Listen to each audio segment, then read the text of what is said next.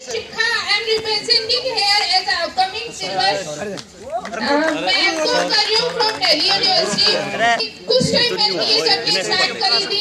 एक मेरी जर्नी एक इंस्टीट्यूट में एक बैंक में एक किसी इंसान ने मुझे बताया था खारसों के बारे में, और मैं एक ऐसी लड़की थी बिल्कुल मासूम सी शायरी करवानी जिसको दुनियादारी का बिल्कुल भी नॉलेज नहीं, उसे कुछ नहीं पता था क्या चल रहा है लाइफ में, उसे बस अपने से मतलब था।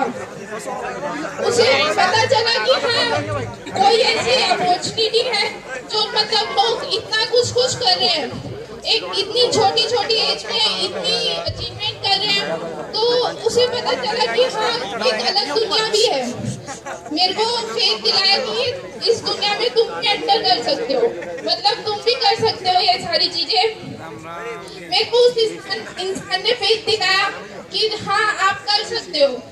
मैंने अपनी नई दुनिया वहां से स्टार्ट करी खारसों के साथ, और उस दिन से मेरी नई जर्नी स्टार्ट हुई, मतलब एक न्यू शिखा वहां से जन्म ली। एंड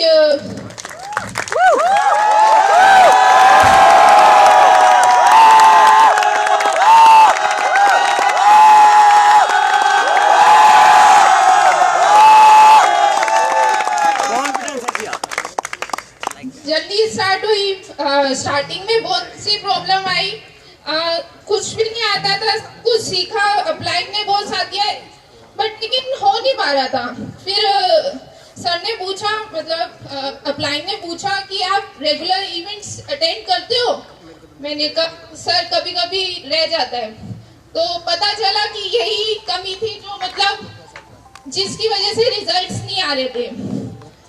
मैंने जब से मुझे समझ में आया कि हाँ रेगुलर इवेंट्स, ट्रेनिंग, कन्वेंशन सब अटेंड करना बहुत जरूरी है, तब से मुझे याद नहीं है कि मैंने कोई इवेंट या कन्वेंशन मिस किया हो।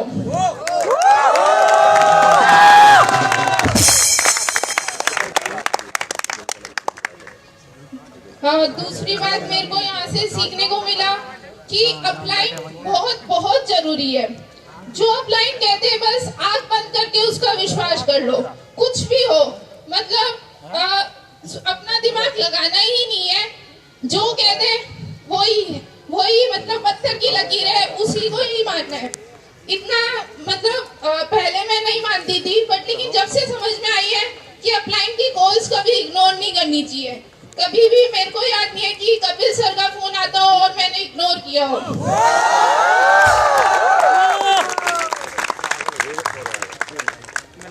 टारगेट की बात करूं तो हम लोग बहुत लकी है कि कुछ टाइम पहले सोडी सर से टाइम मिला हमें दिल्ली में, और उन्होंने टारगेट के बारे में मुझे बताया, मतलब हम लोगों को बताया दिल्ली को कि 500 पीवी करने हैं एक हफ्ते के अंदर, और आप नेशनल कन्वेंशन स्पीकर बन सकते हो, नेशनल कन्वेंशन स्पीकर। तो माइंड में सिर्फ यही आया कि यार सिर्फ 500 पीवी करने से नेशनल कन्वेंशन स्पीकर बना जा सकता है। तो उसी टाइम ही माइंड में एक डिसीजन ले लिया था, ये तो करके ही रहना है। क्योंकि लास्ट टाइम जब मैं जयपुर कन्वेंशन में गई थी, मैंने हिमांशु सर की स्पीच सुनी थी,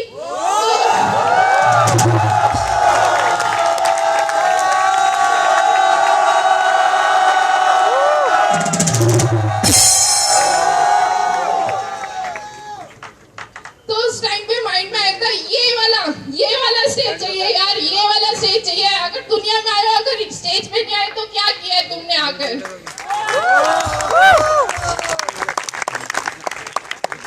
हाँ, फिर माइंड में डिसीजन ले लिया था, मैंने प्लानिंग करी घर जाते ही कि हाँ ऐसे करके मैंने 30-40 लोगों की लिस्ट बनाई कि ऐसे अप्रोच कर सकती हूँ। बहुत से मतलब मैंने ऐसे सुना था कि शिखा जी बस सुनाती रहती है, खुद क्या कर लिया उन्होंने, टीम ऐसे बोलती थी, मतलब मेरे सामने नहीं बट लेकिन सुनने में आया है।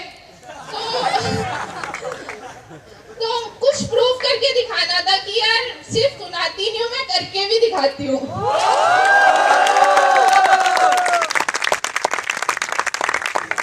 3 दिन के अंदर मैंने 9 सेल्स क्रैक करी। 3 दिन के अंदर मैंने लास्ट डे था 250 भी भी रहते थे, 12 बजे तक कुछ पता नहीं था कैसे होना है, बट लेकिन 4 बजे तक 250 में भी मेरा पूरा हो चुका था और मैं नेशनल कन्वेंशन स्पीकर बन चुकी थी।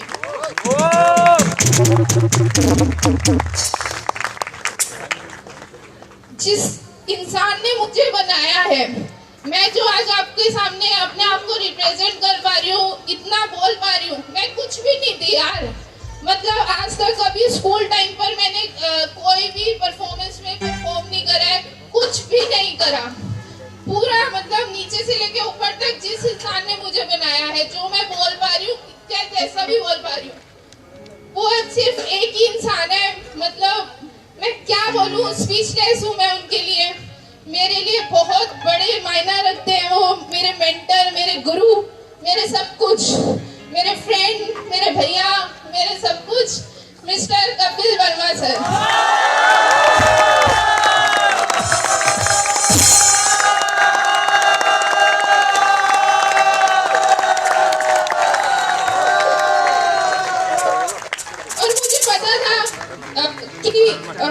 मतलब सर को बनाने वाला इंसान एक ऐसा इंसान, मतलब जिनसे मैं बहुत इंस्पायर हूँ। मैंने उन्हें मतलब उनकी जब स्टोरी सुनी, जब स्टार्ट किया था, उन्हीं की फर्स्ट इवेंट मीटिंग मैंने अटेंड करी थी। दिल्ली के राजा है वो, नाम लेने की तो जरूरत ही नहीं है, पता ही चल गया होगा। उनसे मैं बहुत इंस्पायर हूँ।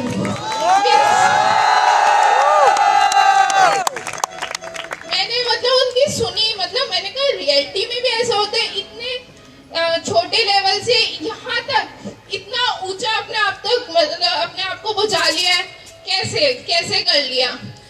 तो बहुत सर, बहुत सपोर्ट मिला आपका सर। मतलब मैं स्पीचलेस हूँ आपके लिए कि मैं अगर दिल से सोचती हूँ कि कैसे है। तो thank you so much Gulshan Gulati sir.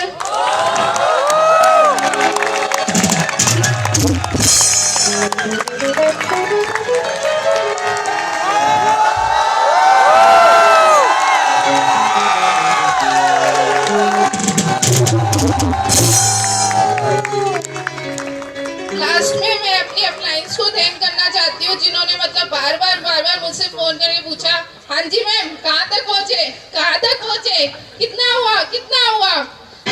Deepanshu sir का।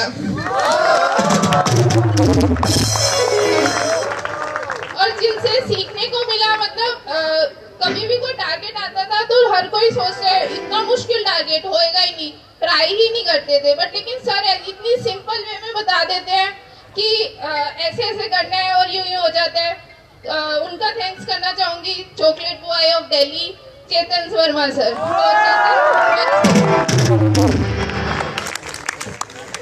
Thank you so much, thank you.